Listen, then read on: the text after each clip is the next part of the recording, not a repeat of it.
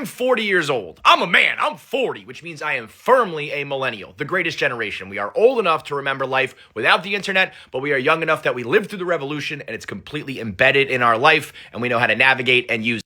And as such, I am an OG Internet 1.0 guy. I was around when Al Gore invented this bitch, and now I've lived through to the algorithm era. And the whole time, I've been doing trial and error, succeeding and failing, learning and observing and growing, and I have boiled it down to 5 reasons why the internet, and thereby an extension, the entire world, is completely broken. Number 1 is just that, the algorithm, which then led to an entire world where all the content is just confirmation bias. You used to get on the internet and browse. There was something for everyone, and some of the stuff would interest you and some of the stuff wouldn't. And the really good, high-quality stuff would go viral and cut through the noise, and maybe you liked that, and maybe you consumed it, maybe you didn't. And the next day, you do it all over again. Now, we have the algorithm. You don't browse the internet browses you. And these platforms, their entire goal is to get your attention and keep you on their app. And the algorithm has learned that feeding you interesting stuff is not what keeps you coming back for more. It's feeding you the stuff that makes you feel like you're right is what keeps you going. Because you now feel seen or heard or vindicated, or you can be the victim and confirm that you're right and everyone else is wrong.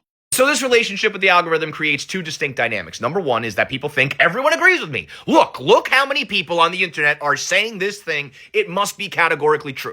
And the people who do disagree, they come across as, number 1, insane, because you're like, how could you disagree with all of these people who say the thing that I believe? And 2, their disagreement feels like a personal attack. Rather than just being a difference of opinion, you feel violated by them saying, I don't believe that thing you believe. Number 2, let's talk about the content creators using the algorithm. The internet has fallen victim to the idea that if you are articulate, that means you are smart. We confuse verbal confidence in front of a camera or a microphone with intellectual credibility and intelligence and education.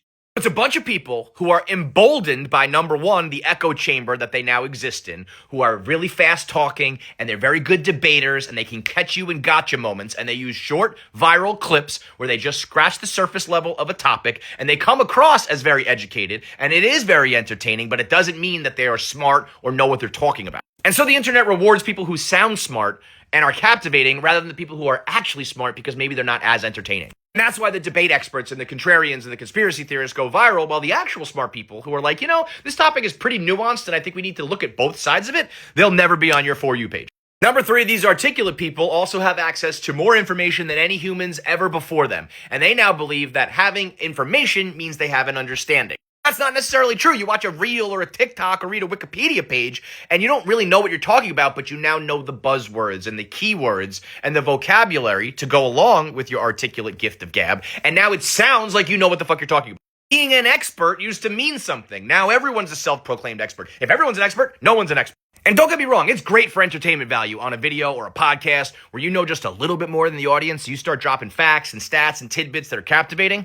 But when you get into politics or you try to sway an election or you're influencing people on serious matters and all you're armed with are some buzzwords and you're citing a study that's like at best misleading and at worst completely false, you don't know what the fuck you're talking about. But you pick up some vocabulary from TikTok and you are eloquent, so everybody, including yourself, starts to buy your bullshit and think you're actually an expert. Number 4, the death of just fine. Movies are either a complete masterpiece or a total bomb. In sports, you are the MVP and the champion and a dynasty, or you are total garbage. In politics, your party is right and they are right all the time and never wrong. It's not just opinions on the internet. It's also the physical world. You go to a restaurant, a hotel, or resort, and it's either a 5-star bougie elite experience or it's complete trash. Nothing is just enjoyable anymore. I liked the movie, but it wasn't the best I've ever seen. We didn't win the championship, but it was a good season. That's my political party, but they're not right all the time. Even though that's like 99% of the world. We're just fine.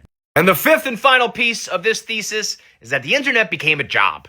The internet used to be a place where I would look up Bone Thugs and Harmony lyrics while I was in a chat room pretending to be a lesbian, while my 10-second clip of porn was buffering on a dial-up connection after I watched a kid get hit in the head with a shovel and a lady fall over from stomping grapes. Now the internet is how people pay their rent. It's how people put food on the table for their babies and family. The stakes are higher than ever. This is now your livelihood. So your followers and your views and your retention are what matters most to you, not being authentic or genuine or telling the truth or being true to yourself or even being interesting and dynamic. It's just about how do I maximize my output to make more money, to buy nice things, to make people think that I'm cool on the internet, and the cycle keeps going. Then it comes all the way back to number 1. The algorithm rewards consistency, not evolution, not growth. message becomes, do more of that thing that already worked that keeps all these people on our platform. Doesn't matter that you've grown and aged and changed. Doesn't matter that the life and the world around you and the circumstances have changed. Just keep saying the same fucking thing you've been saying for 10 years because that's what works. So, in summation, you have a bunch of platforms that create echo chambers while improperly incentivizing full-time creators who think they are smarter than they are to appear as experts because the audience has been conditioned to live in a world of extremes. And that, my friends, is what's wrong with the entire world.